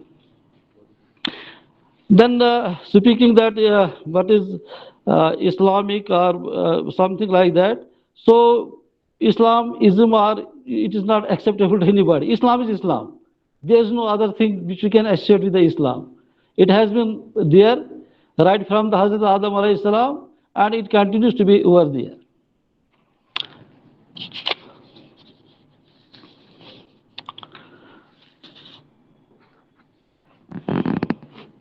So therefore, I don't differentiate between the Islamic and all that. So there is one Islam, and Islam, sir, you said that it is the set of certain beliefs and certain practices. It's not only that. Islam is the complete code of life. Mukammal Zabit-e Hayat. So Islam is not only the set of certain rituals, certain practices, certain these beliefs. It is complete code of life.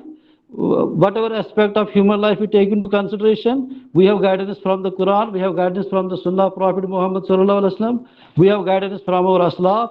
So I don't think that we should put Islam in just in the form of that it is a sum of certain rituals which we are practicing. So our belief is only, so it is a complete code of life. It is Mukammal Zabit-e Hayat. That should be the firm belief of every individual Muslim. Then, sir, you spoke about these historical developments since the Kashmir was basically, it was, the topic was Kashmir centric, probably otherwise I would not have dared to come over here. So basically, and you refer to the Tasawwuf in historical perspective, you refer to Ibn al-Arabi, you refer to certain, his theory of Wahdatul Wujud, then Wahdatul Shuhud. So basically, we have to look at it also from the proper perspective. Now, why Wahdatul Wujud was propounded by Ibn al-Arabi and why Wahdatul Shuhud was propounded by Sheikh Ahmad Sarindi, we have to contextualize these theories. Ibn al-Arabi spent most of his time in the West. What was the problem in the West? In the West, there were atheists. There was significant number of the people who did not believe in the existence of God even. When we come to the East, the context of Sheikh Ahmad Sarindi, he was from subcontinent, he was from India. And you see that in this subcontinent, we don't have that problem, which Ibn Arabi had in the West. So Ibn Arabi tried to convince those interests in the West, those people in the West, that if you say that God does not, I say you too do not exist. So that was a different, it had a different paradigm. It is a different paradigm in which Ibn Arabi tried to convince them, because they were not ready to say that we don't exist. He told them that you exist because of the God. So if you say God does not exist, then you too do not exist. That is this debate on absolute being, relative being, what people say that pantheism and etc. Ibn Arabi is making a classification of absolute being and relative being. He calls this universe as a relative being, and he calls God as the absolute being who is not subject to time and space considerations. And we as relative beings are being the objects of the relative being, we are subject to time and space, these considerations. And if we come back to this Wahdatul Wujud and Wahdatul Shuhud, I would like to refer here to particular to Shah Waliullah Dehlvi Rahmatullahi Alayh. So he was inclined to both the schools, Wahdatul Wujud as well as Wahdatul Shuhud. He belonged to the school of Sheikh Ahmad Sarandi, that is what we call as this Naqshbandiya Silsila of Sufis.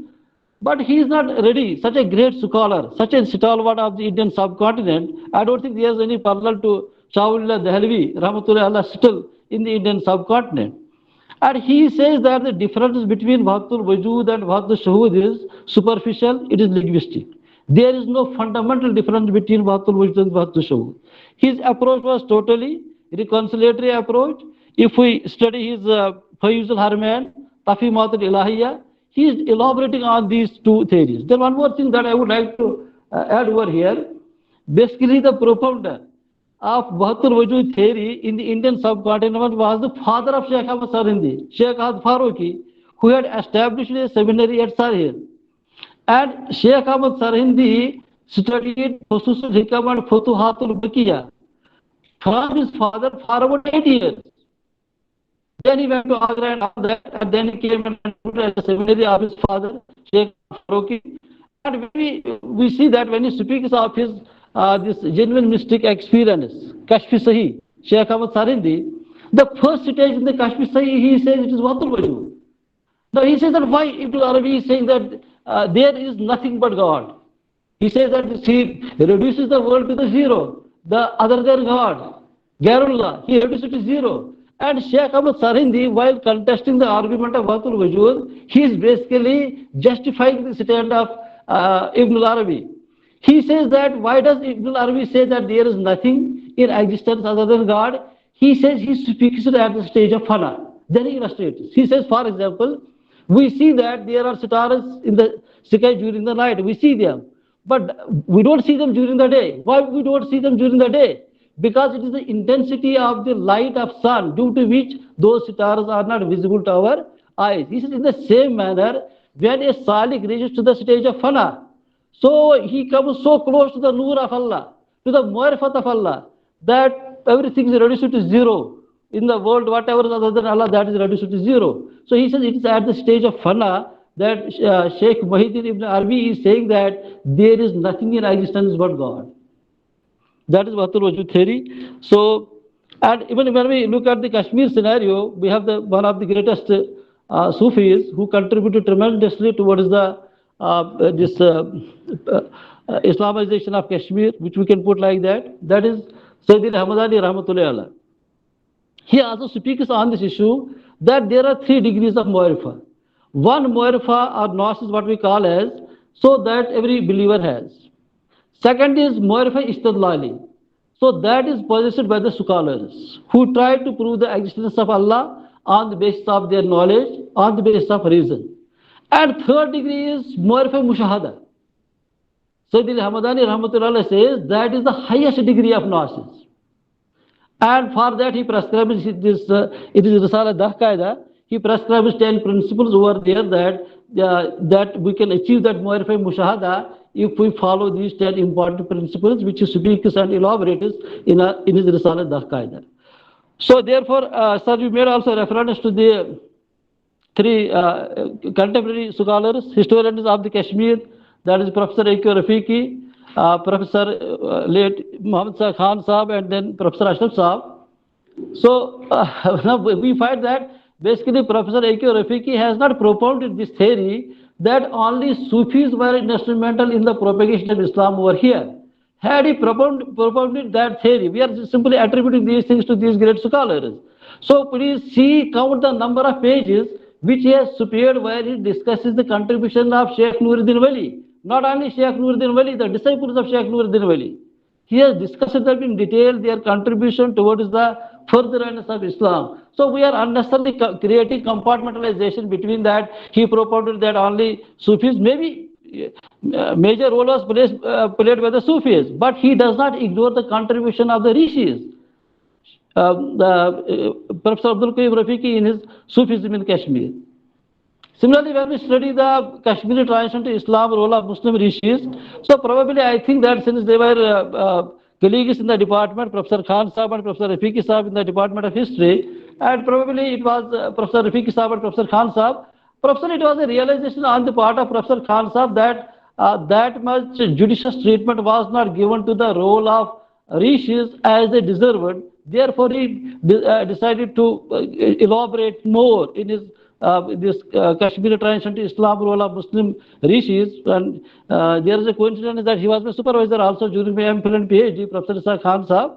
So at many occasions I have discussed this issue with him. So it was not the case that he said that only the he wanted to give whole credit to the rishis. This was not the case.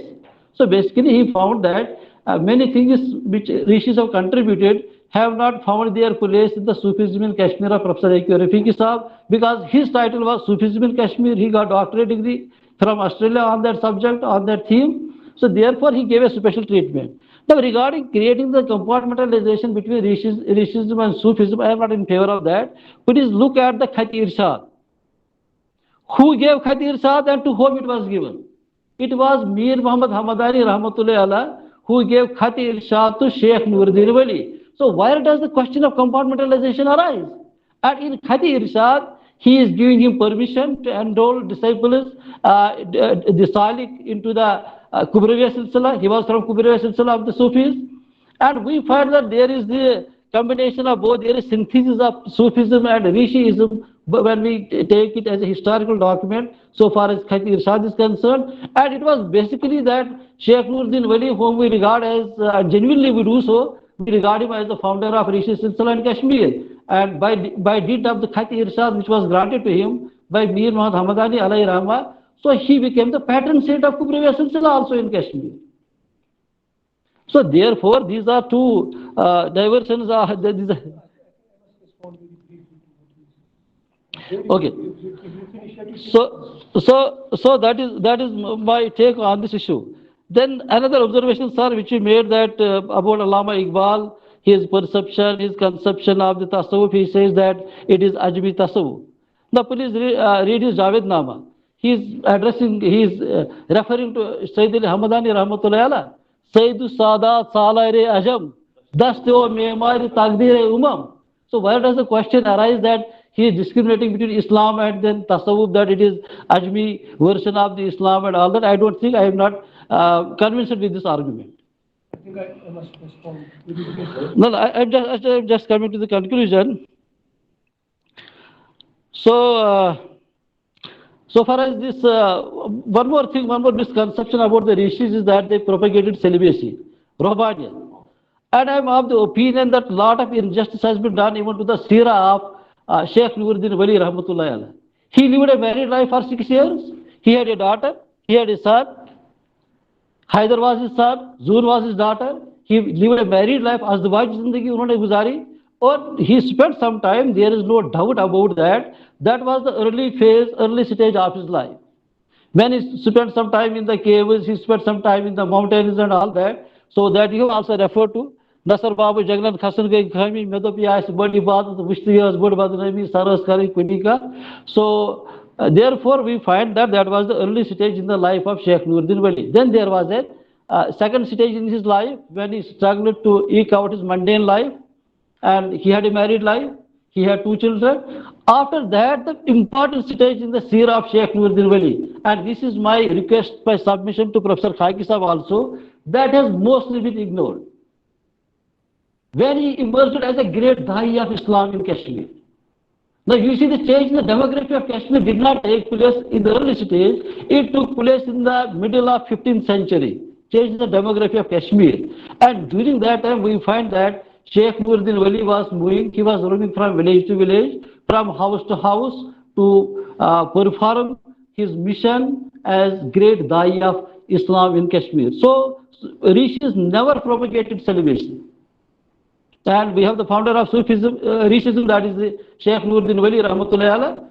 So he did not propound that, but we find that in comparison to the Sufis, they did invest more time in meditation, in other practices. So that is true. But at the same time, we find that they were great dais of Islam. Sheikh Nuruddin Wali, his last stage of the life, as the preacher of Islam, as the Dai of Islam, unfortunately, that has been subjected to the injustice by our indigenous scholars. Thank you, sir, very much.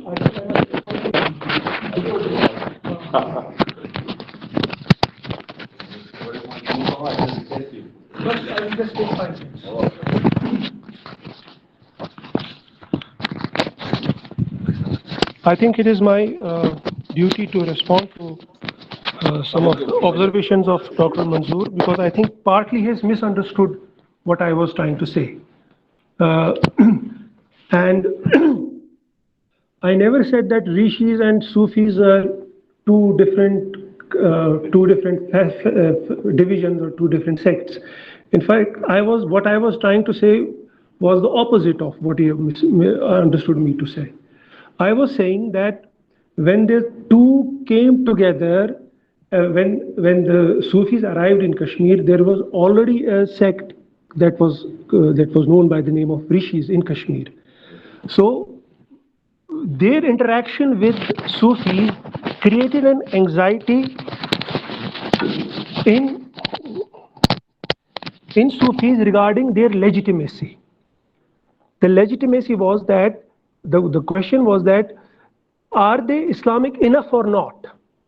And then what my point was to elaborate was that then the process that we find unfolding thereafter is a process of assimilation, where the Sufi or where the Rishis are trying to, on the one hand, say that all these practices are not basically so un-Islamic as they are made out to be. And it is in this context I said that in Sufi writings, in Rishi writings, we have a defense of celibacy. We have a defense of celibacy. Tell me, for God's sake, why would Baba Hardi Rishi and other Rishis say, and this is something which is written, that there is nothing wrong with celibacy because Yahya and Jesus, they did not marry. And it is documented. That was my point. So my point was not that there are two different, then they were totally separate. I was actually trying to look at how the two came together, interacted with each other, and how the one was finally assimilated into the other. Number one. Number two, you very offhandedly dismissed what I said about Iqbal. Now, if this is true that Iqbal said about Shah Hamdan, which is true, he said Sayyidu Sada Salare Ajam Daste Mare Taqdeer Umam. But is it not true that he very specifically denounced Ajmi Tasawwuf? He very categorically said that I have not found anything except Zandaka in Ibn Arabi's Fusus al-Hikam. Is it not a fact? It is a fact, it is written. So my point is, please do not misunderstand, my point is that here is a great scholar who is a great philosopher and poet, who is trying to grapple with the complexity of what it means to define Islam. And it is very easy for us to today say that, no, this is this is that, everything is very clear. Iqbal said this, it's very clear. There was no complexity, there was no complication, there was no confusion. There was. And if we as scholars do not pay attention to those dynamics, those inherent tensions, what will? I think this is the cause that the scholarship does not percolate and people do not follow. The point is, I want to reiterate, if Iqbal has eulogized Shah Hamdan, indeed he did. Indeed, that was the point, and I was trying to tell you that there is so much of tasawwuf in his poetry that you cannot conceive of his poetry outside tasawwuf. And yet, he emerges as a critic of tasawwuf. Why does this tension take place? That was my point. And number third, when you said about Islam is one, I don't accept this divisions, and I don't, this is one, this is a whole. Who has said that it is not? Perhaps I made it very clear that I am not questioning the concept of normativity in Islam. Normativity always has been an ideal for Islam, and it should continue to be an ideal for us. The point is to see how that normativity comes into existence through a process. It is to understand that as a process. That was my point. You have misunderstood much of my lecture, and that's why you made these remarks. I think one has to be very clear that I am not saying that there is no more. No. No. I am not questioning more normativity. I am not questioning more normativity. I am not saying that. Okay. Okay,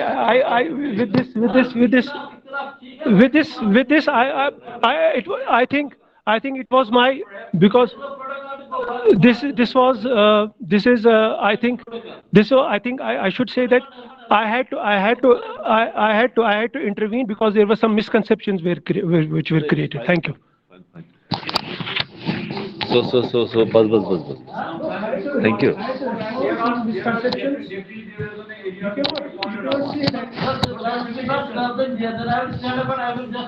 Argue again.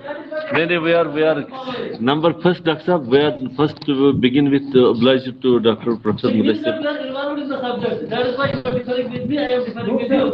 If they are involved in the subject, let me make this one.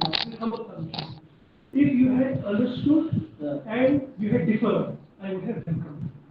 But if you had misunderstood and then you are saying that here, that actually becomes, you are reflecting my opinion. You are saying that this is what he is saying, but that is not what I am saying. Okay, Dr. Sahab, since we would have loved to have more observations, more, questions from the audience present here, and from especially those who are online with us, I am highly obliged.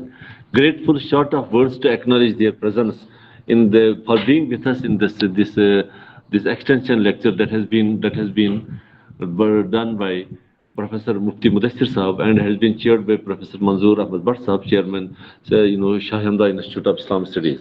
I am grateful to you. All these differences, this has further, opened our, vision, understanding about many things that otherwise might have confused many people in the audience outside. That's absolutely fine. There is no harm if that's all something that is being responded by the speaker itself. That's absolutely fine, because many things might have been in the mind of the people that had been again referred to by Professor Mufti Mudassir Sahab. So I am highly equally grateful to Professor Mudassir Sahab and then Professor Manzoor Sahab and all the participants here, and especially those who are always with us online. With special reference to, I would like to name Professor Bashir Sahab, who is formerly Chairman Center for Sheikhul Alam Studies, then Riaz Ahmad, Dr. Riaz Ahmad, Dr. Nazir Ahmad Dargar, Dr. Altaf Hussain, Dr. Kute, Harun Rashid, Ishtiyaq Kashmiri, Mahwish Ismail, Kamran Nisa, Saeed Akif Tajamul Islam, Dr. Maruf Shah, Ishrat Fatima, Irfan Fazli, Abida Yusuf, Adil Manzoor, Aisha, Umar Farooq, Wasim Raja, Wasim Sadiq, Deepika Sharma, Hanan Pirzada, Jamshed Bhatt, Muhammad Zubair, Tajalli Manzoor, Abrarul Haq, Dr. Farooq Rathar, Dr. Samiullah, Najia Ali, Zubair Sahil, Dr. Nazrul Islam, Dr. Bhatt Wahid, Mansoor Ahmad, Mahboob, Sahil Shamim, Dayan Baba, Shahid Fayaz. Maybe there are many more. These are some of the people who are always with us. I am short of words to acknowledge your presence. I am highly grateful to you. Maybe we will meet again, inshallah, on next Saturday, Thursday, with one more presentation that will be, inshallah, here in the same conference hall. And I'm sure you will be with us and you will, grace the occasion with your august presence on that occasion as well. We would have loved to have more observations, but time is, very little. Most of the students have to reach far back to different distinct places. So I'm also, apologize not to give chance to all the people who had otherwise raised their hands for observations and questions. So thank you very much, all of you, both the people online and the offline, and the distinguished speaker on the occasion, and the chairman of the session, and all the faculty members of Sheikhul Alam Center. Thank you very much. Allah Hafiz. God bless you all. साहब ये बहुत अच्छा है मुफ्ती ये कैसे मैं बात कर रहे हैं क्लियर सॉल्व किया ठीक है you have to not debate